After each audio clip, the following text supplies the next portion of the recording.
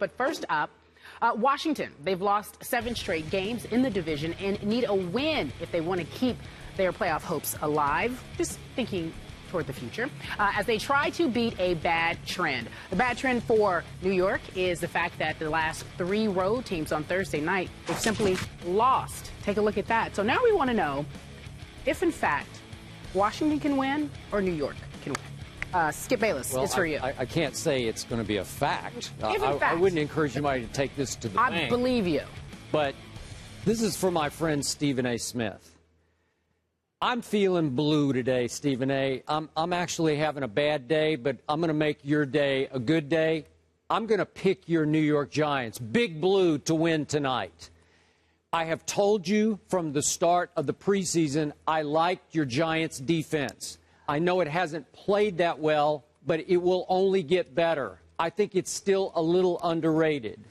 And I really liked what Big Blue did to Houston last Sunday because I loved the big goose egg that Eli put up, which was no interception. Eli didn't throw 1 interception, and I loved it that 34 times he gave it to this guy named Rashad Jennings, who I've been raving about since your Giants picked him up, and he carried it for 176 yards. That is the formula to win a game against what at that point had been a hot Texans team, 20-6. On the other side, I'm sorry. After all this Cousins mania this week, I'm still not buying. I'm not sold. And I'm going to say it again. In the big shootout at Philly in the 4th quarter, Kirk Cousins had a QBR that's on a scale of 0 to 100 of 12. 12 in the 4th quarter? When it was money time, Kirk Cousins was not money.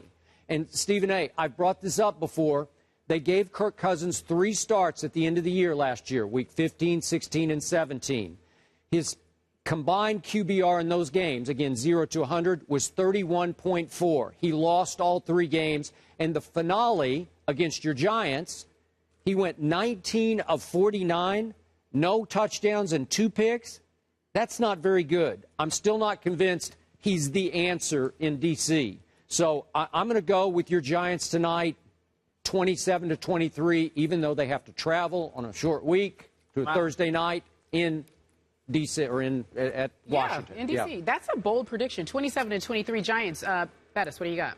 Well, I like everything that you said. I still don't believe, though, that the Giants offensively are where they need to be right now. They're still developing. They're still learning this new offense. Yeah. And they're really leaning on the running game. And not a bad thing. It's not a bad thing to do. No. You know that better. I believe in leaning on the running game. But when you go to Washington, Washington has been playing well against the run. You know, they ranked 3rd in the NFL. It's a little deceiving, though, obviously, because of, who they played. And they put a lot of emphasis into stopping LaShawn McCoy, okay? They did. So I believe that will be a similar scenario when they play the Giants. Rashad Jennings has to be stopped. And with that being said, Eli, the pressure was taken off when the running game got going. And if you don't get the running game going, I think that's when you put Eli Manning back into the box that he's been in the last couple of weeks. So I don't believe that the Giants' offense is still good enough to win a game if they can't run the football. So I see the recipe is the Redskins loading up to stop the run. Their offense is good enough to score points on anybody. Sure. So I don't know if the Giants' offense, though, can produce the same amount of points. And I think it's just going to be a situation where both teams won't play great, but I think the Redskins score enough touchdowns to win this football game. I think 28-24 is going to be the score of this football game. All right. Yep, the home team. Stephen A., weigh in.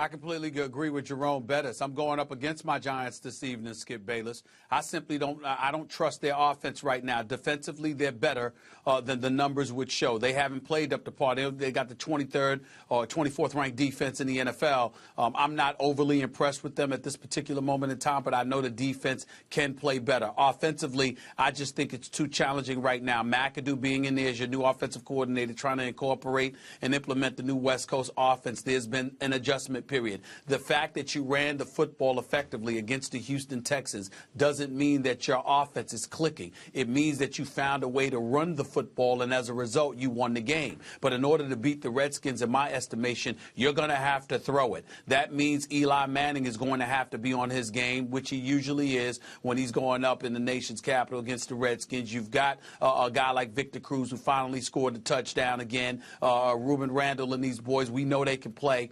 But at the same time, I just look at the Redskins and the opportunity that they have to put up points in bunches. Alfred Morris is averaging over 4 yards a carry. Halou Jr. is averaging over 5 yards a carry. You've got Garcon. You've got Deshaun Jackson. And by the way, they're not even the leading receivers for the Redskins. It's this dude, Niles Paul, filling in for Jordan Reed, the injured Jordan Reed. So I take all of those things into consideration, although I recognize that Kirk Cousins doesn't have a great record as a starting quarterback. The reality is that it's not like his numbers have been putrid. He came in and subbed for RG3 once he went down against Jacksonville in the first quarter, accumulated over 400 yards of offense for the Redskins. Last week against the Philadelphia Eagles, accumulated over 500 yards for the offense. I just look at those things, and I say the New York Giants going up against these boys, I think the Redskins are going to put up points. I think the Giants are going to do some things as well. But I think that the Redskins ultimately pull out the victory 31-23. Mr. Smith, how do you feel about no D'Angelo Hall? Gone for the year. You don't think that's a big loss for the Redskins defense? That's a devastating loss. That's why I'm giving the Giants 23 points. That's all? Yeah. Just 23? They could do Wasn't there a sighting last week? This guy, Victor Cruz, we used to know and love. I think there was a sighting. I think he caught 5 balls for, what was it, 107 yards?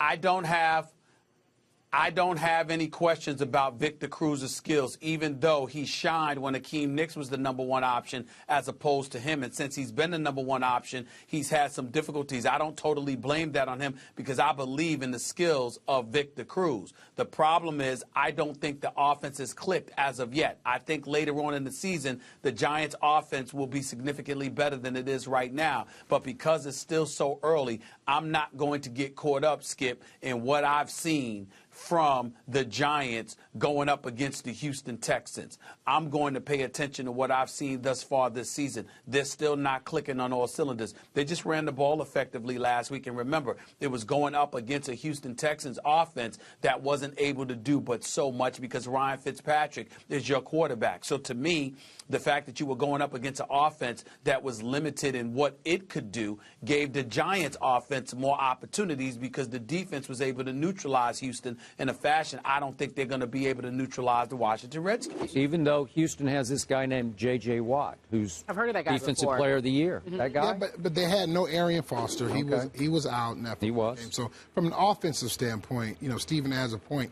They can't do everything that they would like to do because Fitzpatrick is mistake prone. He threw some interceptions in that football game and didn't really give that offense the opportunity to really win that football game. So when you look at this game, the Giants, although they're a better football team than they were week 1, I still don't think when you look at Washington and you look at the Giants, I don't believe right now offensively that the Giants can compare to what the Washington Redskins have been able to do with Kirk Cousins. By the way, who I believe has really fit into this offense.